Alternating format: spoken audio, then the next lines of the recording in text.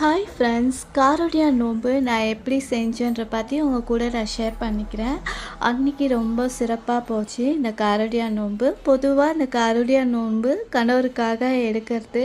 அன்றைக்கி நானும் அப்படி தான் நான் சாமிக்கெல்லாம் நல்லபடியாக கும்பிட்டுட்டு சாமிக்கு என்னென்னலாம் தேவையான இனிப்பு வடை கார வடை பண்ணிவிட்டு நம்ம ரெகுலராக பண்ணுற நெய்வேத்தியமும் நான் பண்ணிவிட்டு அன்றைக்கி நல்லபடியாக சாமி கும்பிட்டாச்சு. இது வந்து சாவித்திரி நோன்புன்னு சொல்லுவாங்க. இது எடுக்கிறதுனால நமக்கு ரொம்ப நல்லது. நம்ம குடும்பம் சுபிட்சமாக இருக்கும், ஹஸ்பண்டும் நல்லா இருப்பாங்கன்னு சொல்லுவாங்க. அன்றைக்கி அப்படி இப்படி தான் இந்த நோன்பு வந்து ரொம்ப சிறப்பாக போச்சு. இந்த நோன்பு எடுத்த பிறகு வீட்டுக்கு வந்து ஒரு 4-5 கெஸ்ட் வந்தாங்க. அவங்களுக்கும் நல்லபடியாக சாப்பாடெல்லாம் போட்டு சாமியெல்லாம் கும்பிட்டுட்டு அன்றைக்கி காரோடியா நோன்பு ரொம்ப ரொம்ப சிறப்பாக போச்சு.